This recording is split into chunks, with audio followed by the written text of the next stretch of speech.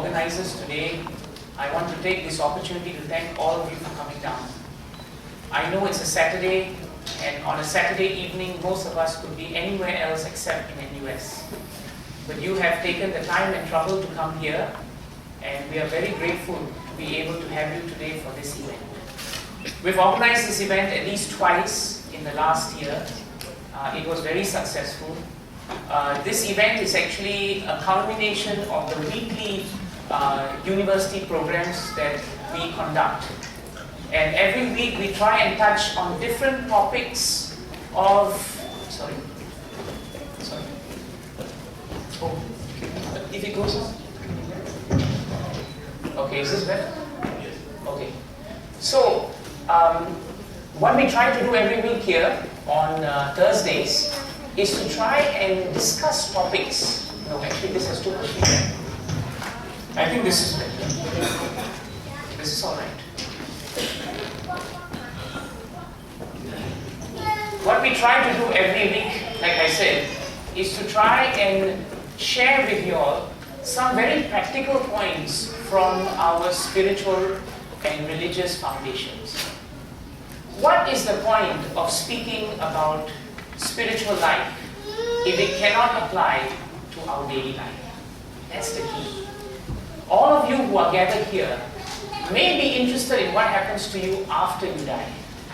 But most of us are more interested in what happens while we are alive.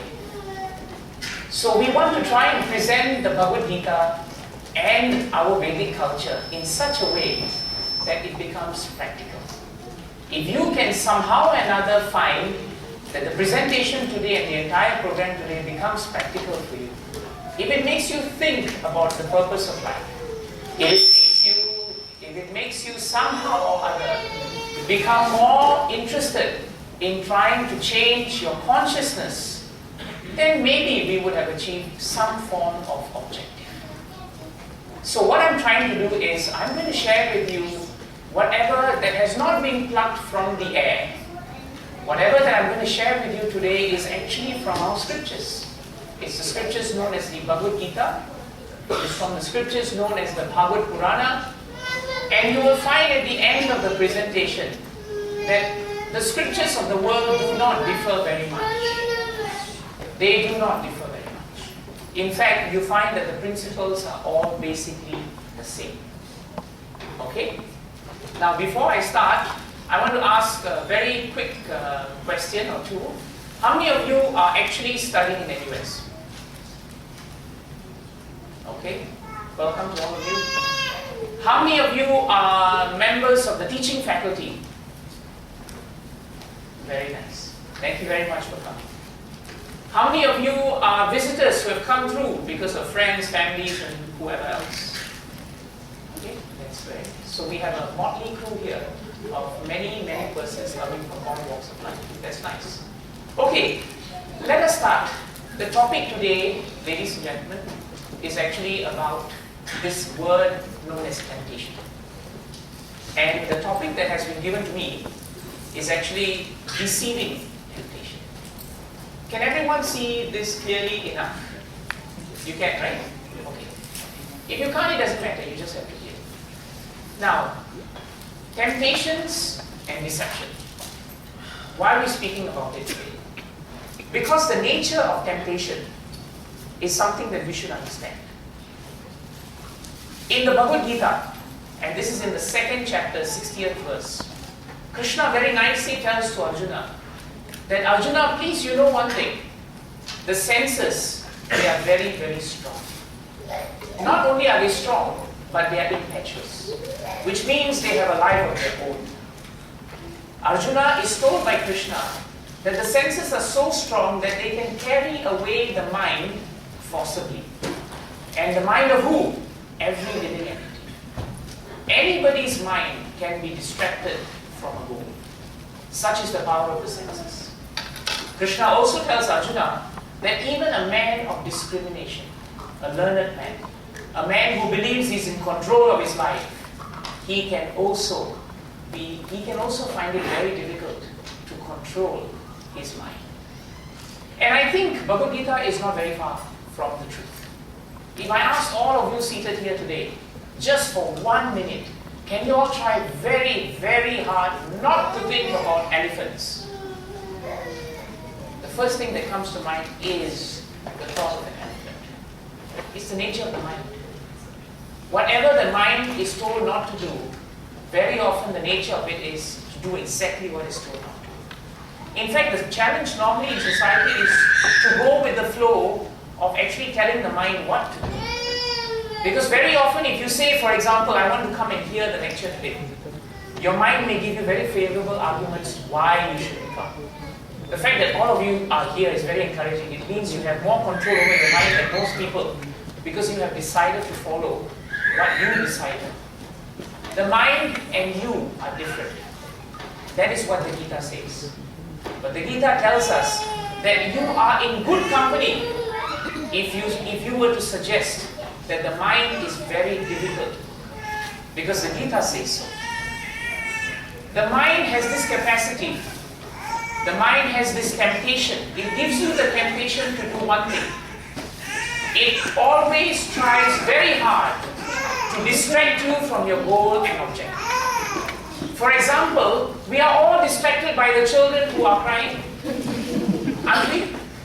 You're all looking here at me, but your mind is telling you, wait a minute, they are right there and they are crying. So the mind will now tussle with you for the rest of our presentation to decide whether you want to hear them or you want to hear me. This is the nature of the mind. The nature of the mind, my God, they stop. What did I say? But children will be children. It's all right. It's all right for children to make noise. It's not all right for adults to make noise, but it's all right for children to make noise. If we tell the mind that and we say, let's stay focused, it will be very good. You know, once upon a time, not very long ago, 2-3 years ago, we used to have Bhagavatam programs at one of the temples. We were at a very small spot, and just next to it, there would be other ceremonies and everything going on. We would normally have our programs there because we would have to check with the priest to make sure no other functions were going on so we could hear Bhagavad Gita clearly. On that day, there happened to be a wedding, and the priest never told us about it. Imagine a full-fledged wedding going on and we are trying to hear Bhagavad Gita hardly 20 meters away. It's not going to happen. But on that day, all of us huddled very closely to the speaker. And I can guarantee you, the 20 or 30 of us who sat down that day to hear the Gita never heard it better. Because we told ourselves that we have many distractions, but all the more reason for concentration. So the mind will always tempt you to stray away from what you have come for your goals and your objectives. That's the nature of the mind. The mind and senses also do one thing else. Temptation always makes them tell you to leave the straight path and to take your little small paths around. If you have a straight road, the mind will often tell you, why don't you look in here? Why don't you turn right? Why don't you turn left? Why don't you find something else? So if you have a particular goal, there is always temptation for us to move away from it. And the third thing is the nature of the mind and the nature of temptation is that it has the capacity to deceive you. What do we mean by that? This is a statement taken from the Sastras. It tells us what is the definition of temptation. Another word for temptation is Maya. Maya actually means that which is not. It literally means the thing which is not there, we feel as if it is there. And the things that are there, we tend to ignore. Sastras give us a very good definition of what Maya is. It is a powerful brahmachari. Mostly all of you would know what brahmachari means. A brahmachari is a celibate.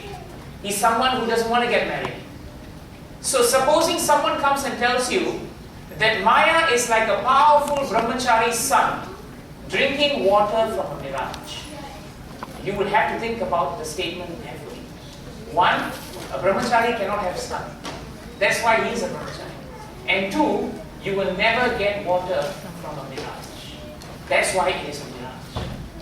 But like that, we live in this world. Why? Because the things which are not really there for us to get, we somehow or another expect that we should get them. Especially in the areas of relationships. When you enter a relationship with someone, be it a friend, a husband, a wife, the tendency for us immediately is to expect the things that are not there. And in trying to expect these things, we become deceived. When we become deceived, it is our expectations that finally kill us. In this world, very often, you find that we make 4 very, very fundamental mistakes. And these mistakes allow us to become tempted, and they allow us to actually move away from our real goal of life. What are the 4 mistakes that our scriptures tell us? Ask yourselves these, ladies and gentlemen. Ask yourself whether you have come across these 4 mistakes in your life or in other people's lives. The first mistake that our scriptures tell us say that all living entities make, regardless of who they are, regardless of which area, which position they belong in this world, the first is everybody commits mistakes. Yet the irony in this world is we all expect the person next to us not to commit mistakes. When someone makes a mistake in his life, very often we are not very forgiving. Yet when we make mistakes in life, we expect the whole world to understand and to forgive. So the first fundamental problem in this world is that we are always full of mistakes. And yet, we expect everything to be perfect. And that is why we become frustrated. And that is how we become deceived.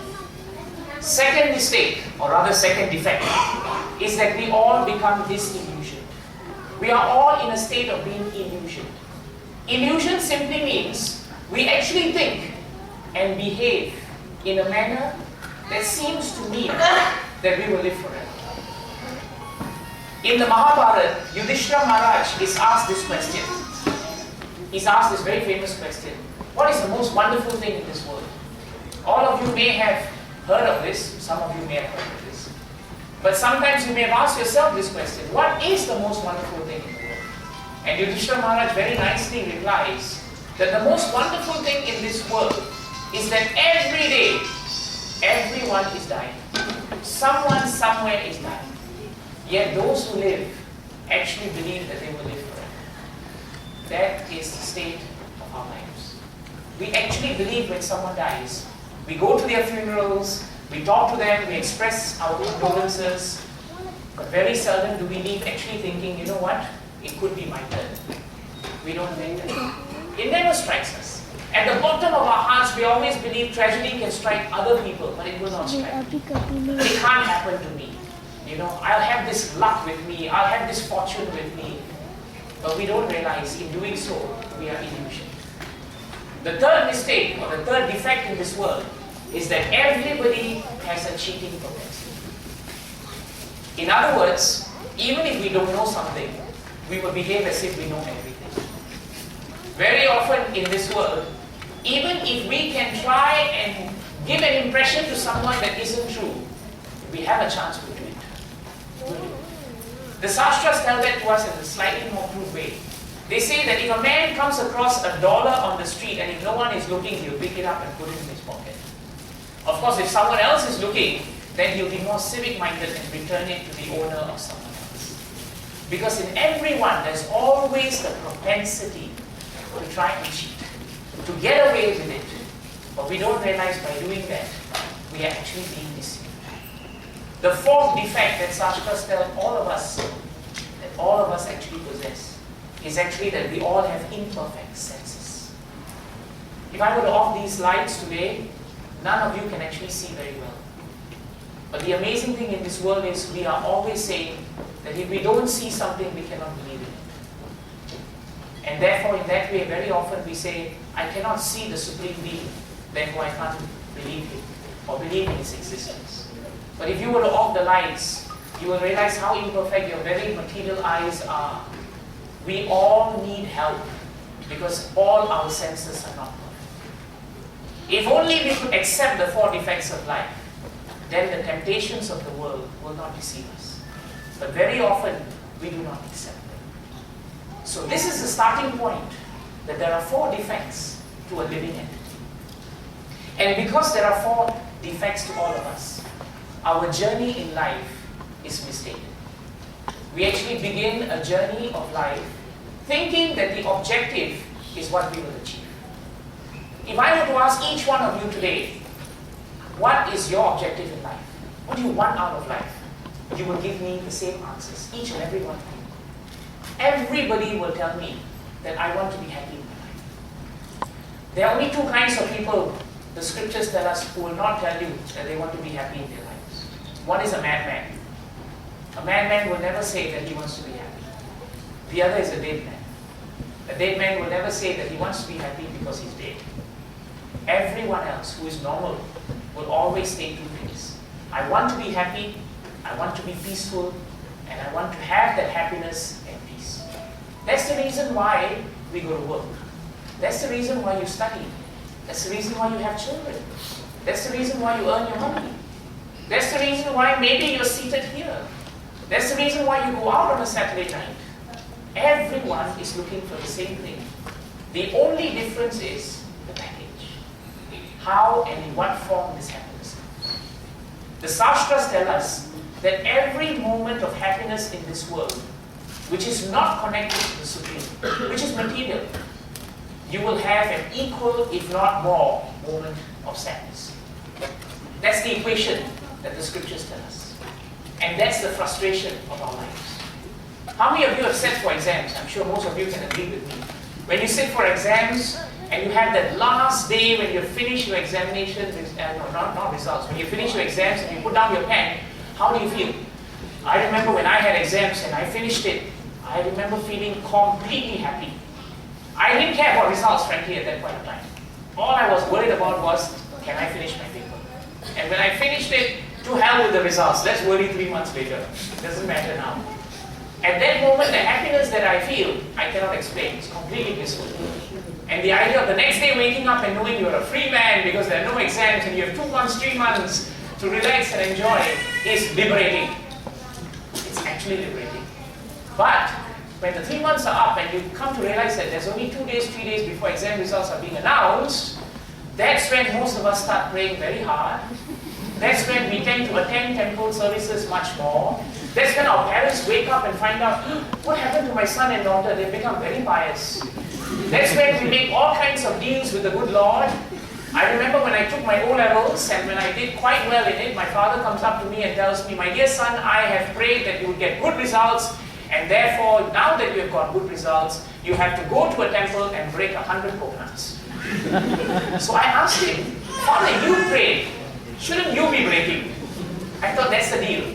But he said, no, in this case I prayed, but you will have to break. So this is how, when we are in difficulty, we find that the happiness we had for a while is always replaced, maybe not totally by sadness, but definitely by its cousin known as anxiety. Anxiety. Today you feel relaxed. You all look very relaxed actually. You're all smiling, that's very nice. I like it when you smile back at me. But by Sunday night you may not be so smiling because Monday is coming. Right? The husbands who go to work start thinking about the work. They tell the wives who are staying at home, you don't know what working life is. The wife who's staying at home says, you try staying at home for a day and you see whether you can survive. And like that, we are all anxious and we all pass the anxiety to each other. So the truth of the matter is, whether you accept it or not, a moment of happiness in this world is very often gotten by many moments of anxiety. You work very hard to get that paycheck. For 30 days you work hard and with great amount of concentration. When you get the paycheck, in 2 days it's almost completely finished. You've got the bills to pay, you are living in Singapore, and apart from everything else, once the festival seasons come, once you have all your maintenance charges and everything, you find there's not much left. That check that you received made you happy for a while, but that's about it. And yet we are running after that happiness because it is our right. But this is the deception of the material world. In a nutshell, the Shastras tell us that the real deception begins by tempting ourselves to run after the happiness which does not last. If the body that you have cannot last because you have to die, what makes us think the happiness that we get will last? And in the same breath, the good news is, if you are in a miserable condition now, I've got good news for you. Thank God that your body is temporary. And because it's temporary, your miseries also have to end with the body. Is this what we want now?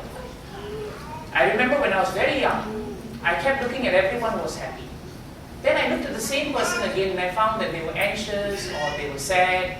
And I kept asking myself, there must be a place in this world, there must be a state of thinking or being in this world where you can actually get a more permanent state of happiness. A permanent state of what we call peace and bliss. And that is found in the sastras. So the mistaken journey of life is that for a fraction of a moment of happiness, we go through so much of misery. In the sastras, they have a wonderful story. There was a man who was living in a village and he wanted to cross over into a jungle because he heard that there was a lot of honey found on a beehive, right up in a tree, deep in a forest, which was full of wild animals. Everybody told the man, please don't go in the forest. Why? There are wild animals. We heard that there are supernatural beings. And we also heard that there is a pit somewhere near the tree and you may fall into it. But the man ignored all that because he wanted that drop of honey. That's what he wanted. So he climbs over that wall and he enters the forest. And within no time, what happens? He finds himself chased by wild animals. He runs away from the side where he was and he goes to the other side. And when he goes to the other side, what does he find? He finds these supernatural beings, ghosts, goblins. They are chasing him. So now he runs away from them, but he's running towards the objective of his life, and that's honey. He finally runs towards that huge tree, and he sees the honey at the top. But by looking up, he forgets to look down. And he falls into this pit, which looks bottomless. Just as he's about to hit the bottom of the pit, he finds that he's dangling upside down, because his feet have got stuck in the roots of the tree which have come out from the ground. He's relieved. But when he looks down, he sees two large eyes and he realizes, oh my God, there's a serpent in the pit. It's just waiting for me to fall. And because he had disturbed the tree by his feet touching the roots, the bees that are up in the hive, they have become disturbed. Anyone been stung by bees before? Painful process. Yes, I'm with you there. I felt it before. So the man gets stung on his face by bees. He looks on this side and the animals are waiting outside, waiting for him to come. He looks on this side and there are these supernatural beings and they are waiting for him to come out. He looks down and the serpent is very happy, just waiting for him to fall. But he thinks, I will be secure, until he looks up at his feet and he realizes that there are rats gnawing away at the roots, which means it's only a matter of time before he falls into the pit. But sastras tell us that this man was smiling and he was happy. He was in the most precarious of situations, but he was happy. Why? Because he realized being upside down in such a terrible position, he was actually directly under the beehive. And because the bees had been disturbed, some honey was beginning to drop. And the man realized that when he was upside down, if he could just stick out his tongue, he could actually get a drop of honey coming down and he could taste it. So one by one, slow drops, and he felt quite happy. And he felt, it's all right. I'm all right. Sastras tell us that is our position. We are in such a precarious position. Many things are out of our hands, out of our reach. There's danger at every step, anxiety at every step. But we think that we deserve a fraction of a happiness, and that's enough. But Bhagavad Gita tells us that you can get much more, provided you don't take the mistaken journey of life. So what does the Gita tell us? This is a beautiful verse from Srimad Bhagavatam. It pretty much sums up how we become deceived by this human body. The body that we find so precious is the very body that can deceive us. The verse is nice to sing. Dehendriya prana manodiyamyo janmapyaya shuddhayatal shakriche samsara dharme avimuya Muhyamanaha Smritya Hare Bhagavata Pradhana. The translation is very important. Krishna is speaking to Uddhava, and he says, within this material world, one's material body is always subject to birth and death. The life air, the life force that keeps his body alive is always harassed by hunger and thirst. If you sit here long enough, you will start thinking, when is he going to stop talking? And when are we going to have some nice prasad? Prasad is outside, but that's a good feeling if you are hungry, that's fine. But you realize that every day we are just between hunger, thirst, and thirst. The second point that Bhagavatam tells us, the mind, the nature of the mind is always to be anxious. Always to be anxious. Even if the mind has no problems for that day, the mind will make sure it finds some problems. And it will tell you after a while how to create a problem. Have you ever been in a situation where there was, factually speaking, no problems at all? You know, someone you know, who you're good friends with, he sees you every day and he says hello at the university. The next day he walks past you, he doesn't say hello, and you start thinking, why didn't he say hello to me? And then after that you think, maybe he doesn't like me, maybe I said something wrong. Maybe tomorrow when I see him, I'll just reciprocate by also not saying hello. The next day, that friend of yours who had something else in his mind and forgot to say hello to you, decides to say hello to you the next day, but you have decided, I will not say hello to him. So when he passes by you, you don't say hello, he says hello. And then you go back and he goes back thinking, why did he not say hello to me today? And then he decides, tomorrow maybe I should also not say hello. If that's the way people want to live, that's the way I will be. And tomorrow we both look at each other and we don't even look at each other. We just look here, look there, and we just ignore each other. Nothing happened. But this is how the mind creates that which is wrong. That which is wrong. The last point, Bhagavatam tells us, if the mind is always anxious, the intelligence has a very nice function. Your intelligence, Bhagavatam tells us, hankers for that which cannot be obtained. We will always run after something for perfection. And when we don't get it, the mind becomes anxious. Intelligence gives you all the favorable arguments. I have come in for today's program. I am expecting A, B, C, D, E. I do not get C, D, E. Therefore, I don't like what I'm hearing. I don't like why I should be here. The mind's nature is to find fault. The intelligence nature is to give you an expectation you cannot reach.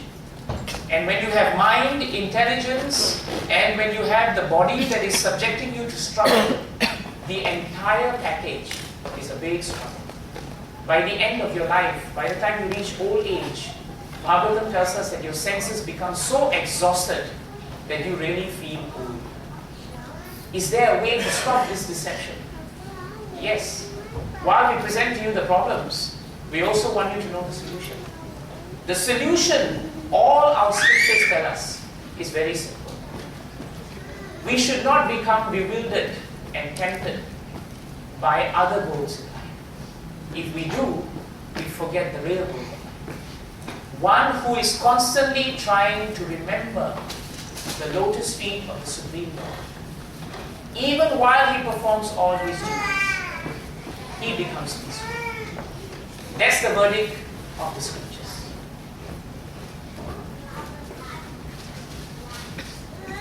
What makes us unfulfilled and frustrated in this world? That's the next question we should ask ourselves. Bhagavad Gita tells us the nature of the mind is the reason why you and I are always anxious or unfulfilled. That's the reason why we become frustrated. Krishna says to Arjuna in the sixth chapter of Bhagavad Gita that the mind's nature is known as chanchal. Chanchal literally means not to keep still, to be always moving up and down, up and down. You realize that children have very little short attention spans because their mind is very chanchal at the point when they're young. Now let's not speak about children, let's speak about adults. If we sit down for too long, you'll find that the mind starts getting restless. It will then tell you to switch off. Intelligence will give you the favorable reasons why you should switch off. And after a while, you now look around for something else to entertain yourself. And this is how the mind takes you from one station to the other. The mind is restless, it is very stubborn, and it is very strong. And the nature of the material intelligence is to influence the mind, to use reasoning and logic and tell yourself why you should feel anxious, why you should feel worried, why you should be doing this, why you should not be doing that. That is the nature of intelligence, and that is the reason for all the frustration that we feel. Before I go to the other slide, I wanted to share with you this point that our Shastras say.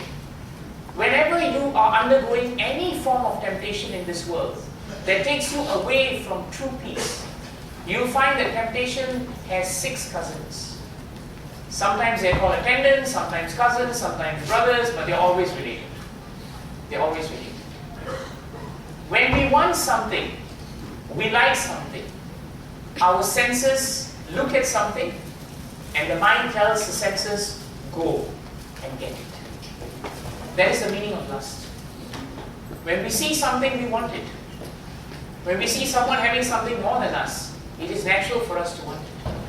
When that happens, Bhagavad Gita tells us we develop lust.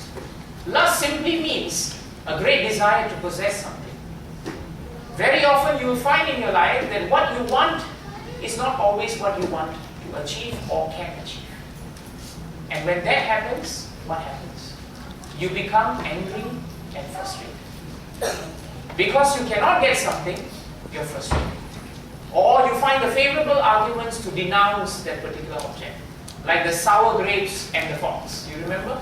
The fox, wanted to get the bunch of grapes. It was very nice and very sweet. But when he tried to get the grapes and couldn't get it, what did he say? Actually, you know what? The grapes are all sour. Why should I waste my time trying to get it? So in trying not to get the grapes, we condemn. Or we get frustrated, or we get angry, or we dismiss. These are all different manifestations of anger. So where there is lust, it will be unfulfilled. There will be anger and frustration. But because we still want the object, we are still greedy for it. And because we can't get it, we fall under illusion. And when we're in illusion, we really think that this is good for us when it doesn't bring us permanent happiness. What happens then? From illusion, we become very proud. Proud because we can't admit that we have made a mistake. We cannot even admit to our own conscience that maybe this is not the way to become happy. It's very hard for us to admit to ourselves, let alone others, that the way I've lived my life can be better. Maybe I should be looking for something more permanent, more peaceful. And where there is pride, the result of all this is that because we are unfulfilled, we become envious. If we were not in such a gathering, if this whole gathering of us were a wedding function, for example, you will never be seated so peaceful. First of all, you'll have to talk to each other. Second, you'll all look at each other's clothes. You look at what each other is wearing. Thirdly, you will never dress like this. I'm not saying you're not dressed well, but you won't dress like this for a wedding. And once you put on all your jewelry and all your saris and all your clothes, then each one of you will start comparing yourself to each other. And in doing so, you will go back always thinking, why didn't I get this sari? Why didn't I get that car? Why did this person not talk to me? Why did that person not talk to me? And that's what happens to us in every event. But because today you are seated here, hearing from the Gita, whether you like it or not, whether you realize it or not, your mind and your intelligence is a little bit calmer. Why? There's no envy where there is any contact with the Supreme. These are deities of their Lordship, Sri Sri Radha Madhava. They may look like idols, but they are deities. They are the form representation of the Supreme Lord. And unknown to us, just by their presence, there is a transcendental vibration where they speak. This is the difference between material happiness and spiritual happiness. So the 6 attendants of temptation are very powerful. But even though they are very powerful, they can be conquered. There is only one way. And now we come to that point. There is a story in Bhagavatam, which I'm going to share with you, which is very, very instructive. By the end of the story, I think you will find many things about this ancient history that you can identify. But before I go into this, I want to tell you one very interesting story about Alexander the Great. You all know Alexander the Great, no introductions needed. If you read through some of the historical texts on his conquering of the different parts of the known world at that time, you'll realize that Alexander did something no conqueror could do. He conquered what was mostly the known world, and he did extend his territories very, very far. At the end of it, you also know, historically speaking, that Alexander actually did not live long to enjoy this wonderful kingdom that he conquered. He conquered the whole world, but disease finally conquered him. He conquered everything. He had the most riches in the world, but in the end, he could not stay long enough to enjoy them. At the point when he was going to leave this world, there are tales from Greek mythology. There are also references in Indian texts which suggest that Alexander actually spoke to his advisors, and he told them this very interesting thing before his passing. He laid out a request for his advisors that they should do and follow after he left this world.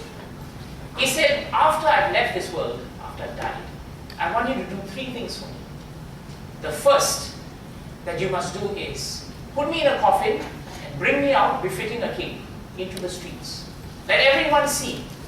But keep the coffin open, and I want the best physicians who treated me to carry the coffin, to become my pallbearers. Second, I want you to leave the palms of my hands out of the coffin, so that the world can see that I have nothing in my hands. And the third, I want whatever gold coins that I've amassed all over the world, I want them strewn on the streets for my journey, my final journey that I'm going to take. So the advisors asked him famously, why all these unusual requests? Why? And Alexander replied very nicely. He said, I want my pallbearers to be my physicians, because I realize that despite the best of physicians that a king or an emperor can command, if it is time for me to leave, nothing can stop them. Second, I want my hands to be out with my palms open, because I have realized that despite all the wealth I've accomplished and I've accumulated, I will not be able to carry a single coin or a single note with me as I pass on. Anybody here born with clothes? Anybody think you're going to be born next life with your MAs and your PhDs and your LLBs? Not likely. Haven't heard of a baby like that. Haven't heard of a baby who comes out with ready-made Pampers. All babies come out either quiet or crying. If they are not crying, the doctor gives them 2 tight slaps and they start crying. And when they start crying, we are all laughing. Because we are so happy that they are crying, because it means that they are alive. And the poor baby, our sastras tell us, is crying because, man, I've taken birth again. And we don't realize that. We come into this world with nothing. We come into this world crying. Midway through the world, we also cry.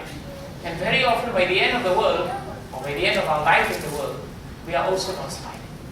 Alexander realized that. And the last point is very interesting. This is the one I like personally. He said that you'll please do one thing. Leave all the coins on the streets. And they said, why? He said, because, well, I realize I'm not going to keep them. I might as well just give it all to everyone. And then he laughed and he said, but the beauty is, everyone who picks up the coin will think that he will keep this coin forever. And by doing so, he will just perpetuate my mistake. The mistake that we are taking a journey that is completely free of deception and temptation.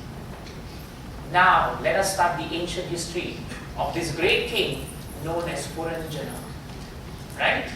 Puranjana, Bhagavatam tells us, was a very great and powerful king. He was known to be so powerful, but he was also known to have one friend. His friend was known as Avignata. Avignata in Sanskrit means the unknown one. Okay? So, the story goes that this Avignata followed Puranjana wherever he went. And Puranjana was traveling from country to country, because he had unlimited desires for sense enjoyment. And every time he finished with one sense enjoyment, he needed to go to another place. You realize if you watch one movie, you can't watch it 100 times. You tear your hair, whatever's on your head, away. You can't take it. If I were to tell you today, all of you, to chant Coca-Cola, Coca-Cola, Coca-Cola, and make that your mantra, right? You'll get very upset with me. Why? Chanting Coca-Cola is not going to quench your thirst. If you did, Coca-Cola would run out of business. So, what I'm trying to tell you is, Puranjana had to move from place to place because whatever he enjoyed, he could not enjoy again. He had to go someplace else. So he moved with his friend, moving around the world, looking for a place where his desires could be fulfilled. But everywhere he went, the story goes, he could not find a place to his liking. And he became morose, he became disappointed. One day, he came across a beautiful city. What was unique about the city was that it was a city of the 9 gates. It had 9 gates. And every time you open a gate, going in and out of the city would open up into another beautiful city where you could have wonderful enjoyment. Like that, there were 9 wonderful gates, and there was a wonderful city.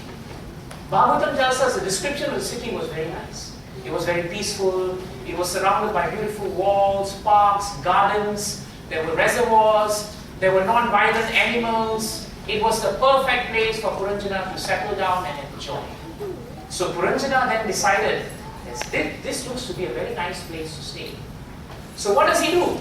While he's moving around in the city, looking, seeing if there's anyone there, he then suddenly looks around and he comes in contact with a very beautiful woman.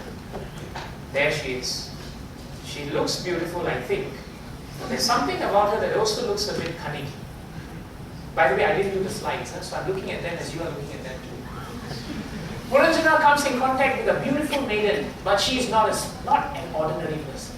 Why? Besides possessing exquisite beauty, she seems to have an entire entourage behind her. What was interesting is, she appeared to be walking around without engagement. You know what that means? It means you're walking around looking lost in your own city. So Puranjana looks. He observes that behind the lady, there appears to be a chief servant, very powerful, very strong. Behind this servant, there are 10 strong male servants. And behind each of these male servants, there appear to be hundreds of wives who accompany each of them. Can you imagine the size of this entire assembly? And right at the back, where the time is, you find that Puranjana saw a huge serpent, but it had 5 hoods, and it looked like it was protecting the entire retinue. So Puranjana comes across this wonderful maiden, and what does he do?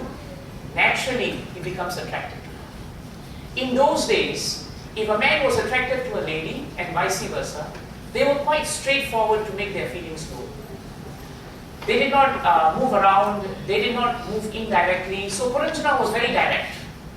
He looks at her, captivated, and then he addresses that, my dear maiden, where have you come from? Who are you? What are you doing here? Who are these people? You look very beautiful. I'm very attracted to your beauty. Will you marry me? Very fast. The maiden is also very attracted to Puranjana because Puranjana looks like a very handsome and very powerful king. So when he inquired who she was, who the personalities behind her were, the maiden replies very interestingly. She says, "Oh, best among human beings, I do not know who has begotten me." She doesn't know where she's come from. "I cannot speak to you perfectly about this, nor do I know where we have all come from. I have no idea about my origins. We only know that we have been existing in this place. That's all." Now this is very mysterious. She says, all these men behind, all my friends, they are all my servants and they're all my acquaintances and companions. And you see that snake there, sir? That snake is always protecting this entire city. Doesn't sleep. 24/7 is always awake, taking care of the city. Now she says, my dear king, you appear to be very handsome. You're very heroic. You have all the makings of a great hero. Somehow or another now you have come to this city. I can see you have a great desire to enjoy and satisfy your senses. And I'm also very attracted to you. If you were to enjoy the city with me, I am sure my friends and my companions will try our best in all respects to fulfill all your desires. Please, I request you, live here for 100 years. I have arranged this city beautifully with 9 gates so that you can enjoy forever. Very tempting. Very tempting. Puranjana decides, why not? Why not? Completely enamored, the king looks at the queen looks at the king, and they have fallen in love. They are supporting each other, Bhagavatam says, through mutual understanding. And they enter the city of 9 gates. And as you can see from all the pictures there, I don't know whether they had these things millions of years ago, but it gives you an idea of how wonderful life was for them. So Puranjana enjoyed his life with his queen. Professional singers sang the glories of Puranjana. We all love glories of ourselves to be sung, isn't it? That's true. If someone were to introduce me very nicely, I have an incentive to stand up and speak to all of you. If someone doesn't introduce me very nicely, I can feel very slighted. In this world, praise is a wonderful thing. And when someone who is professional and paid to glorify you keeps singing your glories, and if you're foolish enough to believe that that is actually true, as Puranjana felt, then I guess you would be happy. So Puranjana every day had a different pastime. What did he do? Every day he entered 1 gate. All this time, mind you, his friend Avijñata was with him. Avijñata was a well-wisher. He was known as unknown because Puranjana just considered him as a friend but of no value. Because he never taught him how to enjoy in this material world.